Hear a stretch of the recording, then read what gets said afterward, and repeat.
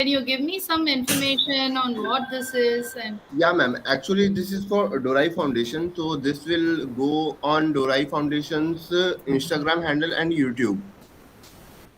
so it's a video. Okay. Yeah. Okay. Sir, Sure. basic interview. Yeah, Suman, can please start Yeah, your. yeah. Hello, I am Suman Kumar, ma'am, and I am pursuing MBA in marketing from ITM Business School. And currently, I am working for an NGO, DORAI Foundation. Okay. So today we have Dr. Radhika Soundararajan, who is an social activist. So I welcome ma'am you on this platform. So Thank you. can you tell us some more thing about yourself? Well, basically, I'm a pediatric counselor, and I'm also a school psychologist. I work with many schools. I'm a consultant for many schools. I'm also a guest faculty for many universities at the graduate and undergraduate level. Uh, my orientation to counseling is Indian philosophical orientation. Uh, I've written a textbook, a Yeah, book which exactly. was published by Tata McGraw-Hill, and now it is prescribed by many universities in India and abroad. So, well, that's a little about myself. So, ma'am, how you get this idea of schools of psychologist?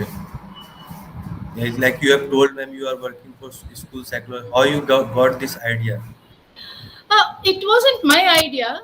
So, my first actual job was with a school, and I in back in 1996. Actually, it was with my college, and then I went into school counseling, and from there, my career was just helping children. But when you say helping children, it's the children are the focus. But when it comes to children less than 12, 13 years old, most of the counseling is for the family and people around. So maybe for adults. So I say I'm a pediatric counselor, but I have a lot of experience dealing with adults, teachers, parents, school managements. Yeah. Thank you, ma'am. Ma'am, can you tell us what thing motivates you in such type of activity? Can you share some memories which motivated you to join such kind of social activity? Children are fascinating, and I always like to work with children. I always felt that I connected with children quite well. I was able to empathize, and I was able to get down to their level, and I found that children are people who don't have voices, and also um, I believe in animal rights very strongly. So anybody who doesn't have a voice for himself or herself, I think it's important for us to step in and be their voice. While at the same time, I do understand that they do have their own preferences, their own likes and dislikes, their own personalities, their own attitudes, beliefs, values, all those things they have. So for me, if I have to be somebody else's voice, I need to understand that person, and not do what I think is best for them, but actually understand what they think is best for themselves and work around the issue of society, community, and yeah. Ma'am, thank you so much, ma'am. Can you share your some memories which you think the greatest professional achievement? Can you share? Uh, See, in 2012, I was asked by my guru Swami Dayananda Saraswati to take over Swami Dayananda Kripa Home. It was called Aim for Seva Kripa Home. This is now it is called Swami Dayananda Kripa Care, and this is a residential facility for adults with disability, developmental disabilities like mental retardation, autism, basically. So we give them long stay care up to end of life care. So we take care of them. They're all adults, and they are there um because as they grow up, as people with disabilities, individuals with disabilities grow up, their parents also do. And then, the question of who after me arises in the parents' mind. So now we have residents at Swami Dayananda Kripa Care who whose parents are 75, 80, even 90, uh, some of whose parents are not there anymore. So these, where will they go? uh, so when I first went, um, my experience with disability was only that I was teaching psychology to special educators in various special education institutions. So I was teaching psychology and counseling to teacher trainees, special educator trainees. So that's how I had to relate psychology and every chapter, every unit with what they actually will be doing in the field, because there's no point in just teaching them the theory and not telling them how this translates into actual work. So I had to teach them to apply these theories. At that time I came to know a little bit about special education, but I still have no hands-on experience with special individuals. So when I was taking this up, there was a lot of nervousness in me. There was anxiety. Am I fit enough to do this? And my guru told me only one thing. He said, "Look, Radhika, you are compassionate, and you are you have a certain level of empathy, and you have developed it as a skill, and it's also part of your personality. So go do it. I'm sure you'll be doing well." Yes. So I went there, and the first thing I learned to do is look at those individuals as people without looking at the disability. I think that was, and then it was just uphill from there, because when you see the person and not the condition, not see a person with mental retardation, see a person who has everything, and mental retardation is just one of his qualities.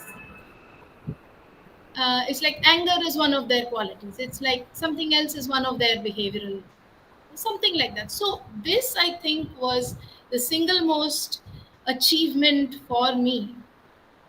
And after that, I felt that I also became a much better counselor, because I stopped looking at the problem. I started looking at the person. I started looking at what that person wanted from life, where that person wanted to go. And then, once that is there, how to get there is becomes a very uh, minimalistic endeavor, so to say.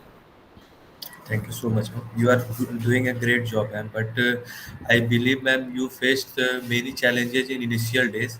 So can you tell us some of those challenges to us? Yes. So see, I don two hats.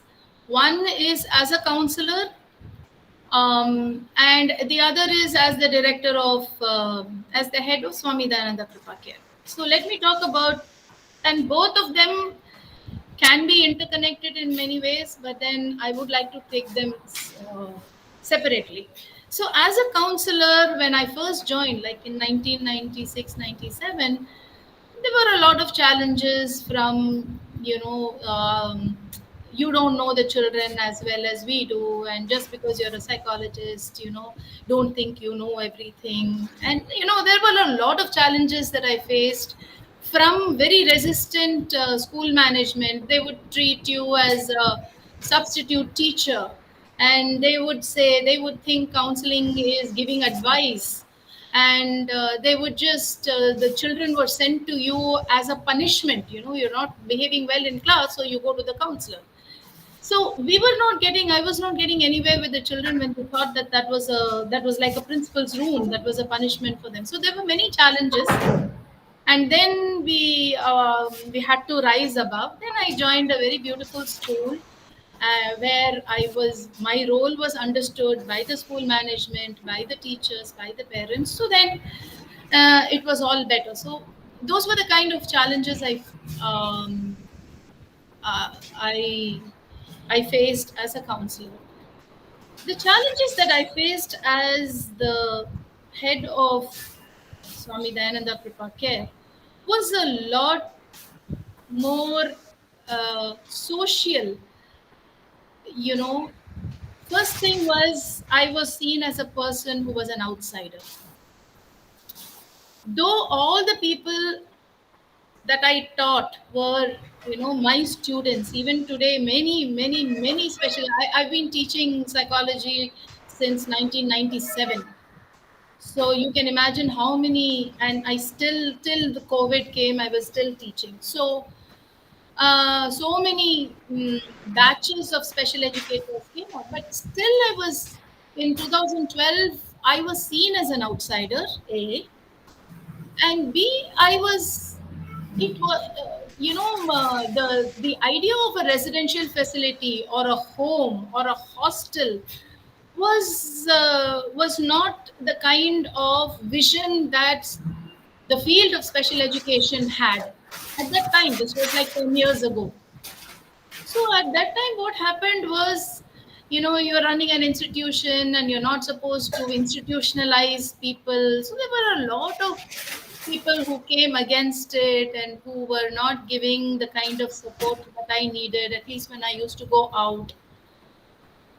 But slowly and steadily, what happened is those challenges actually turned into something good, because the same people who 10 years ago said, you should not institutionalize people, today are referring. Today are calling me and saying, Dr. Radhika, there is this person, he doesn't have anybody else. So can you admit him into your institution? So things have changed, because we do understand that taking care of individuals with disabilities, when it comes to mental retardation and autism, is very challenging, vis-a-vis any other disability, because it's a lot of it is invisible, and a lot of it has behavior issues. They also have, because these are neurodevelopmental issues, um, they're on neurological medication, and because of their behavioral issues, many have started on psychiatric medications for and long-term psychiatric medications. So today, we have to really take care of them, give them proper food, and not miss their medication. And then whenever we have to take them to the hospital for even physical ailments, the doctors need to know that they're also taking these medicines. So it's like that. But yeah, these were challenges that I faced, but they they worked out. Mhm. Thank you so much, ma'am.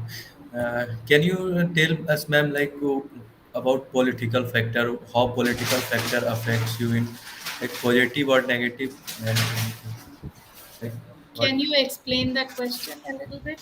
ma'am? Political factor, Can you explain that question? What do you mean by what is the political? well, how political politicians or some helps you, uh, helps you, as you are a social activist, you Uh, Also, Ma'am, get needs like he's asking politics. that since you are a social worker, so there must be some involvement of politics into that. So Yes. does it affect you means in any ways? Like Yeah, that's a good question. Actually, when you take policies in India, I have been exposed to Indian approach to special education, Indian political policy wise. And I have also spent time abroad, basically in the US, looking at how, people with special needs are taken care of. Um, I think India has a lot of good policies, and their 2016 Act is amazing, where they brought in so much more into special education. And when it comes to the DDAW, that is the District Disability Welfare Officer, so when they're all quite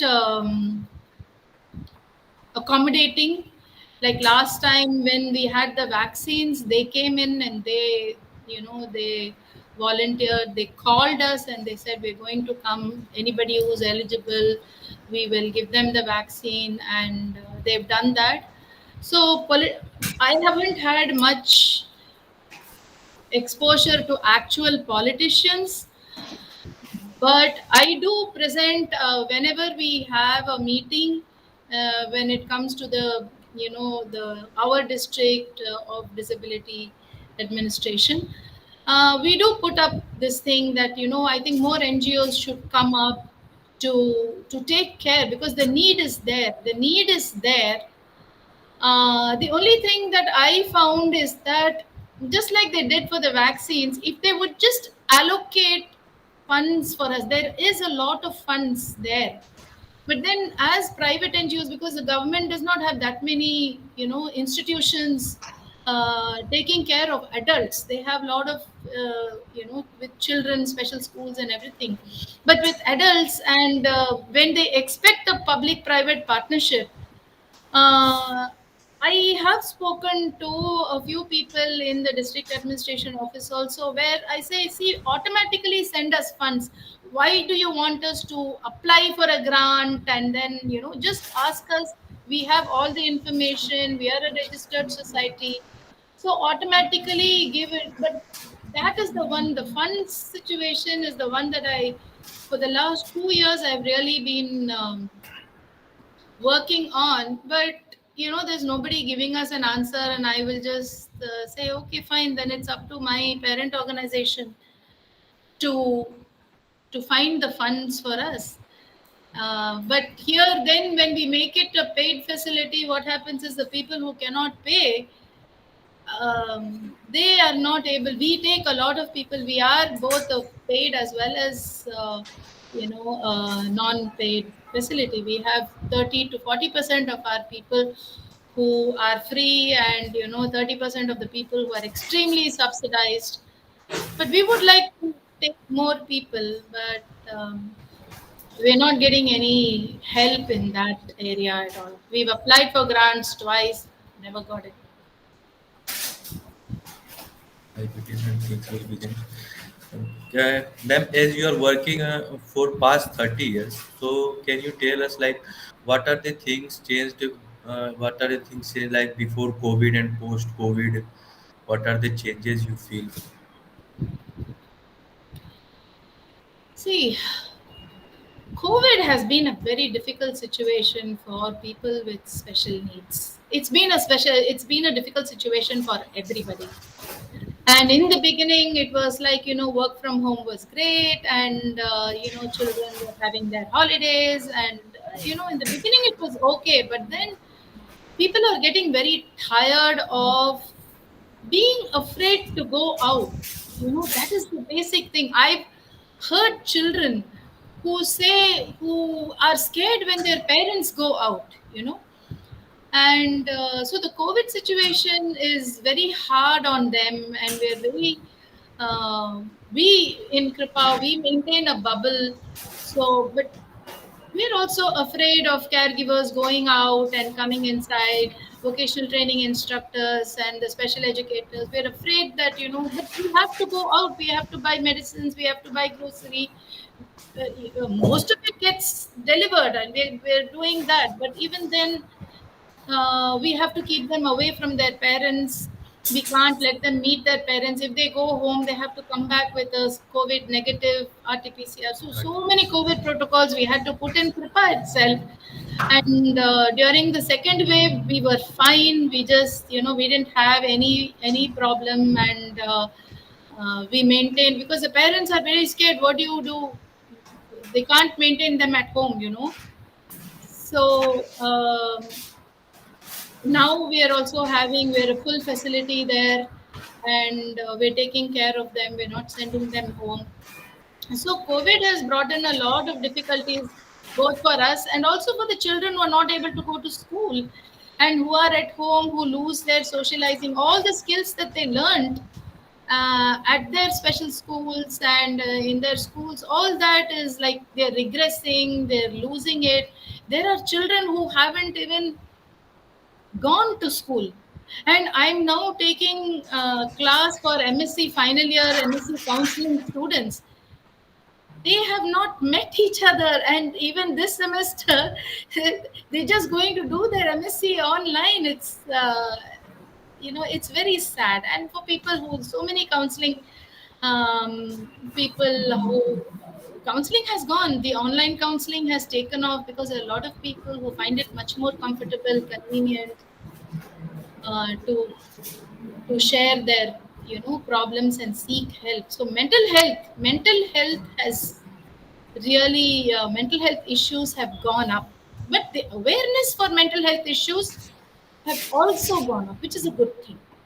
So before COVID, after, and what's going to happen after COVID? How many COVID related behaviors are going to stay? How much of it is going to be the new normal, like they say? Are we going to go back to pre COVID times? We don't know. And how long this thing will last, also we don't know. But there's a Yes, ma'am. lot of mental health issues, even for us, even as counselors. We also have a lot of issues. We also face many difficulties Yeah. to connect online, ma'am. Yes, We yes, enjoy offline a lot, but yes, yes. you, Oh, you're doing your your yeah, 21 ma'am. Yeah. 23 batch. Yes, I'm teaching the 21 23 batch. Okay. And So, yeah. So, ma'am, what are your lifelong dreams? Like, where do you see after 10 years? Look, this thing to teach, achieve. uh, I don't have any. I'm doing what I really want to do. I'm very content doing what I'm doing. And I don't have any aspirations for anything. Anything that I wanted to do, when I started off in my 11th, I wanted to become a psychologist. In my BSc, I wanted to become a counselor. In my MSc, I wanted to do my PhD. All through, I wanted to write a book. I wanted to counsel, do workshop. I've done everything. So I just would like to continue doing what I'm doing, and hopefully I can reach out to as many people as possible as I can. That's all. I don't have any specific goals for the future.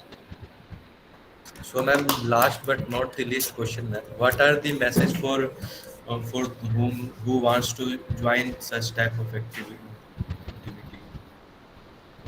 Can you repeat that? Can you explain? Yes, ma'am. Ma'am, what are the message from your side, like suggestion or message for whom who wants to join social activity like you are doing? Ah, yes. What I found is, when I was fighting for my institution with all the people who were saying institutionalization is bad, I did this for 3 years, 2012, 13, 14. The only thing that we need to do is believe in your cause. Find a cause that you believe in. Don't, a lot of people now say, I want to do this, and now let me research to find out what I want to do. No, that's not the way this works at all. How it works is right from the beginning, what have you believed in? Make that your cause, because then you will have the conviction. When you have the conviction, you will be able to explain to others where you are coming from. You know, otherwise, if you're just going to be saying, it should not be like you first become a social activist and then you find a cause. You should first have a cause, you should have a conviction, and then second is you should have the strength and determination to fight for it. A lot of people have the conviction, but a lot of people say, look, I can't do anything about it. So in whatever way you you feel you have to take it a little further. Like, for instance, animal rights. I have written a book for people for animals, people, PFA. That is in 2004. I've written a textbook which was used by PFA. It was used by the Karuna Club and all that, right? So I believe in that. But did I go and stand and carry a jhanda and say that I have to, do this, do that? No, I didn't do that. I did it because I believed in it. And then I put a question like, imagine that you are a goat standing outside the butcher's shop. What would you feel? So I felt that. So in my thing, for in the same thing for institute, I said, I don't care about what you say. Please think long term. So have a cause that you believe in from before, and have the strength and determination to fight for it. And third, even if you cannot go the whole way, like if you care for the climate, you may not be Greta Thunberg, but at least stop using plastics in your home. So I believe that each one should be an activist in our own way, in our own. Nobody should define what activism should be. You should define that for yourself and not make other people feel that, oh, you are doing a great job and I'm really not doing anything. No, I care for the planet, so I don't use plastics as much. One time plastic, I don't use at all. So that way. So this is my thing for anybody who wants to do. Anybody can be an activist, Yes, and yes, don't definitely, let ma'am. people define what activism is. Absolutely, ma'am. Thank you so much, ma'am, for joining us. Thank you so much. Thank you so much. Thank you so much, ma'am. It's been pleasure to hear you. Thank Yes, you. And ma'am. I've I gone through your tend to talk profile. a lot, so hopefully I didn't talk too much. No, no, no. It's absolutely fine, ma'am. And we are pleased We to would have love you to here. join you again. And I'm really sorry if for any inconvenience I've No, made. no, no, no, no. Not at all. Not at all. I was And just waiting. That's all. and Okay. sorry for the delay also, ma'am. Not a problem. Not a problem. Just a couple of minutes. It's okay. Just let me know when this is going to air. And I'm not on Instagram, but YouTube. If you can send me the link, I would like to Okay, we will share. send Okay, you the ma'am. Sure. link, ma'am. Maybe by tonight it will be on there. Sure. Okay. Thank you, ma'am. Thank you Thank Have so a you. much, good ma'am. day, Bye ma'am. bye. You too. Bye You Bye, too. bye. ma'am. Bye. Recording of